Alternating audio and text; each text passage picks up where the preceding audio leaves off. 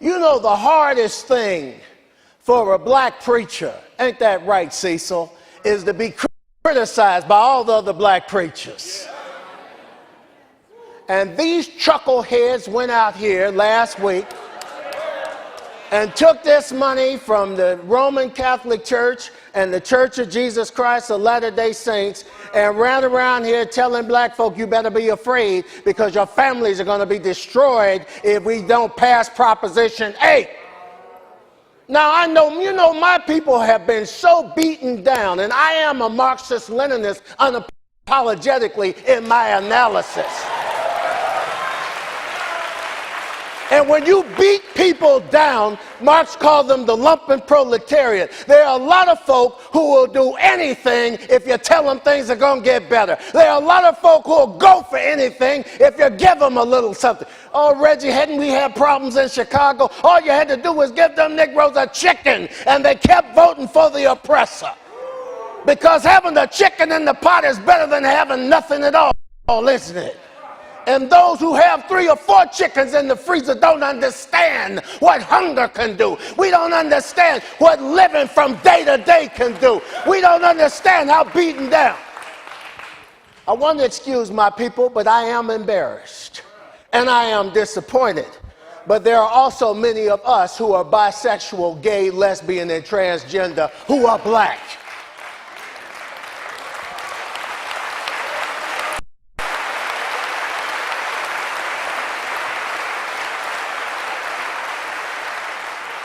No, the election of Barack Obama as president of the USA doesn't mean that there are no excuses for death, no excuses for failure, no excuses for suffering. It just means that the God presence has once again been demonstrated to give hope to those who are indeed trapped and being destroyed by real deprivation, real miseducation. Oh, this educational system. America, we got to do something about our illiterate children.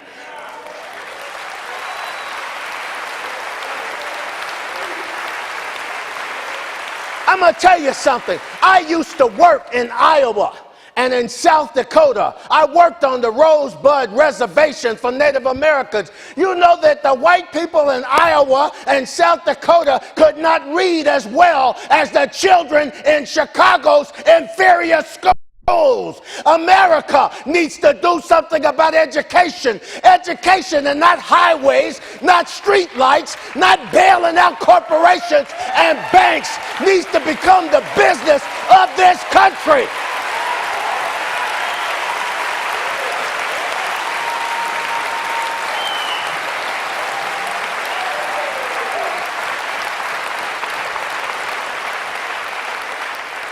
There are 5 things we need to understand about this new leader pulled from the water. First, the collective democratic effort and witness of the women in this story against the tyranny of one man's edict of death. We did not read the first part of the first chapter. Oh, you got to read this story. The women got it together. In fact, men always think that they can stop something from happening by killing off the other men and letting the women go.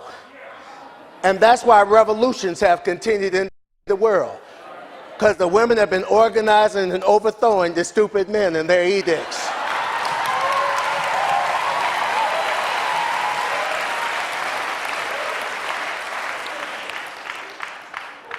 Collective democratic witness, Stokely Carmichael. Thank you, Jackie Wax. She put my brother up on the wall a minute ago. There's so many people in heaven who are celebrating this day.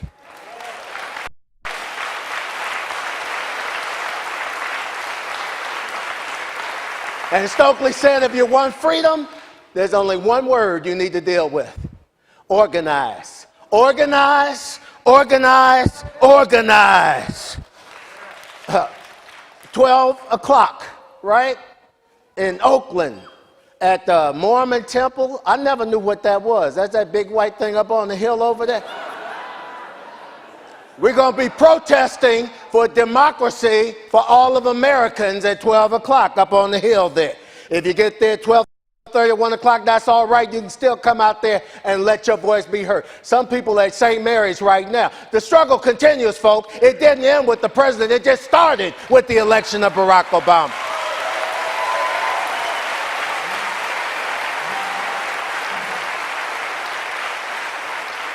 And folk, Stokely Carmichael was right, because the Hebrew midwives, they crossed class, they crossed racial, they crossed cultural, and they crossed ethnic lines. They organized in response to the edict. Hear that, Genesis posse? They organized, in this case, that all male Hebrew children should be drowned at birth. They created a special strategy in which Moses' very existence,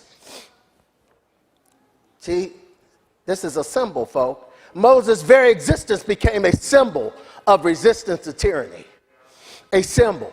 Moses' mother puts him in a basket in the high grass, sends him up the Nile River. Slave girl comes, picks him up, takes him to Pharaoh's daughter. Moses' sister comes behind. Moses' mama's brought into the room. Another slave girl comes and takes the way to Moses.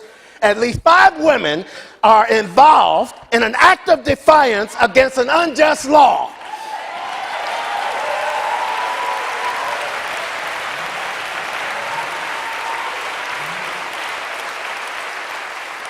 May their name be blessed forever. These sisters need to be praised, because Pharaoh's daughter wasn't stupid about what was happening. She looked and said, this is a Hebrew baby boy, but he mine now. See, and that's what we got to do. We got to start adopting. Huh? We got to start adopting these children. These are children. The same-sex couples who were denied our civil rights, those are our brothers and sisters. Those are our children. Those are our mothers and fathers. We got to start adopting.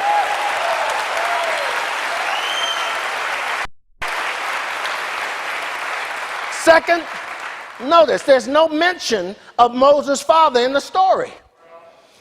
Nor is there any mention of Moses' relationship with Pharaoh or the king of Egypt. 2 women raised Moses. Don't miss this now.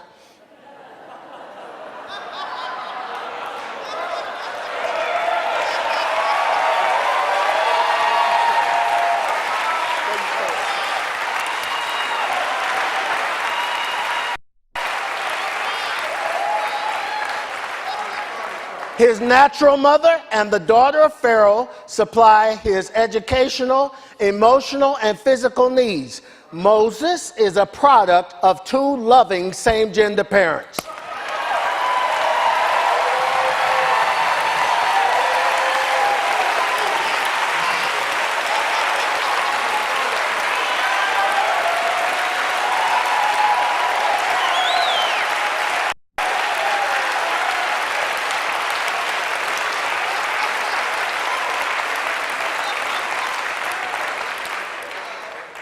Millennial generation, Paige Rawson read it to you directly from the text. Third, Moses is a cross-cultural, cross-racial infant. All y'all talking about marrying your own tribe and stuff, forget about it.